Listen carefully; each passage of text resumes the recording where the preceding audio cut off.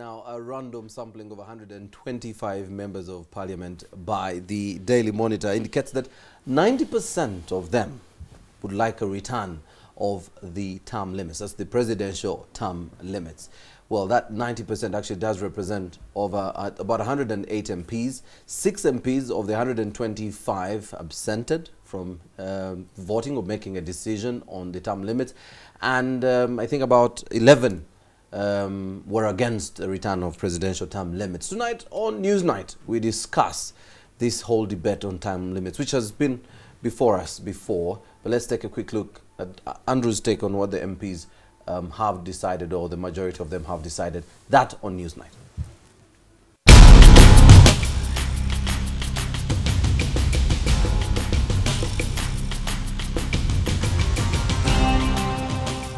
Welcome back. You're watching Newsnight with Andrew Mwenda, CEO of the Independent magazine, and the old man of the clan. Andrew, 108 MPs, and out of 125. And when looking through the list, I know both of us looked through the list.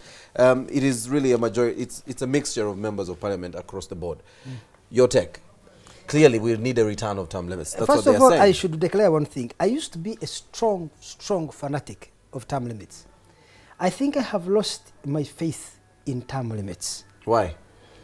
For a number of reasons, because I think that sometimes in Africa we attach too much importance to theory rather than practice. You see, I think that Uganda wasn't ready for term limits, because do you think Obama can amend the constitution and remove term limits in America? Not at all. He cannot mobilize a politically weighted majority to do so. But every American president who has ended his second term, very popular, since the amendment was passed to remove term limits, to introduce term limits in America in 1953, every president in America, there are 2 presidents who ended the second term when they were very popular, Reagan and Clinton. Both of them clamored for a third term. And I think that term limits work in those societies where the distribution of political power is such that no one single party can marshal the necessary majority politically to remove term limits. So term limits are respected not because leaders are high-minded, but because of political necessity. In the case of Uganda, there wasn't a sufficiently weighted majority in favor of term limits. That is why it cost Museveni 5 million shillings per MP to remove the term limits. In other words, the term limits were not rooted in political reality. They were rooted in political idealism. And let me tell you, in every political situation I have studied, always, political idealism collapses in the face of political reality. That was, let's talk about that. That is in 2005, and Yes. that was the 7th parliament. Yes. But things have changed ever since then.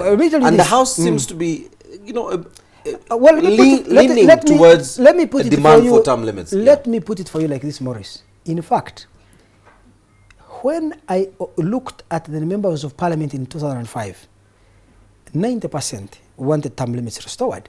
But their own political survival, their own loyalty to President Museveni, or the benefits they were going to get out of him, dictated that they forego their idealism, what they thought was politically right, in favor of what was politically expedient. So it's not new.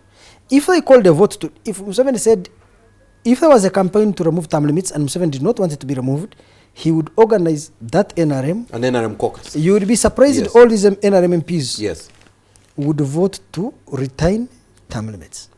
Let's discuss. Yes. I believe genuinely that these MPs genuinely hold the view that we should have term limits, but they will not vote for term limits. Why? I'll give you an example. I think that all MPs believe that they should not bribe voters. But the way the Ugandan electorate is, precisely because it's very poor, and because perhaps it has less faith in public policy benefits, when you go to campaign, you realize that you cannot win an election. People won't listen to you unless you buy them sugar, salt, soap, and alcohol. Yeah, I know. So your friend Otafira agrees with that. Just last week he said he has no choice but to buy. So that's what I'm saying. That many candidates in elections, therefore, do not bribe voters because they think it's morally right. They do it because they recognize that it is the most politically practical thing to do if you have to have a chance of winning an election. So they don't bribe because they think it's an okay thing. They bribe because it's absolutely necessary. Let's look at their own conscience. If they were to vote today, say if this Karuhanga motion was to be tabled in Parliament by the Speaker, I know Gerald Karuhanga is claiming that the Speaker is sitting on his motion. If this was to be tabled in the House now, with this cautiousness about the general feeling, because I'm told there's been research done before, and the perception out there, the general perception is that we should return term limits. Would these MPs, based on their financial status at the moment, we know it's a totally broke house, would they at this moment actually find it in their own self-consciousness vote against keeping or removing term limits? Do you think restoring term limits? Yes. I don't think so. I don't think so. Unless President Museveni agrees with them. If President Museveni today says, look, yes, I want to leave and I want these term limits restored, I can tell you that House would vote 95%. There are people who would oppose it like Amama Mbabazi, because in the Constituent Assembly, it is Ruth Nankabirwa and Amama Mbabazi who oppose term limits. I find Mbabazi a much more consistent politician. Besigye abstained or disappeared. He didn't vote on this issue of term limits. No. He voted that there should be term limits in the Constituent Assembly. Yes. Everybody, even Museveni was supporting term limits, remember. In fact, in 96, after the elections, Museveni had a press conference after he won in 1996 and said he will not run for a second term. He was going to be there for one term, and in 2001, he would go home. Of course, that was what... You see, also, Museveni, therefore, it shows you, he himself was dealing with idealism. He was dealing with an abstract idea.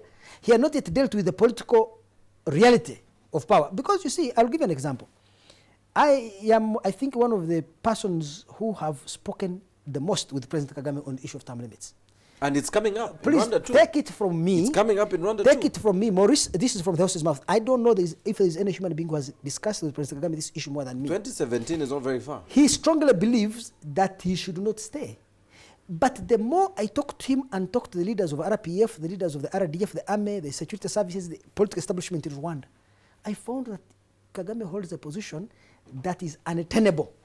And I've talked to others who've said if he doesn't consent to standing, they will force him to stand. So it's what I'm saying. His position, I have come to realize, is untenable, because him as one, you know, when you're leading people, you must lead them and be in a manner that does not set you far apart. Because yes, remember, if your vision is too ahead of the people you are leading, you are likely to cut the umbilical cord that connects you to your supporters. The people in Rwanda do not agree vehemently with the issue of term limits. And they have given me a number of reasons why they think he should stay, and are very convincing. And then, imagine me, the fanatic of term limits. I have been telling President Kagame, no, I think your position is untenable. You need to reconsider and listen more to the RPF, the other political parties in the coalition, the citizens of Rwanda, because in a democratic society, the will of the people must be the guiding spirit of governance. Finally, in one word, so you totally agree that the proposal, or even any thinking around the return of term limits, is dead on arrival? It hasn't even arrived for it to die. So it is just, well, let me say yes, it's dead on arrival. Well, that was Andrew Mwenda with Newsnight.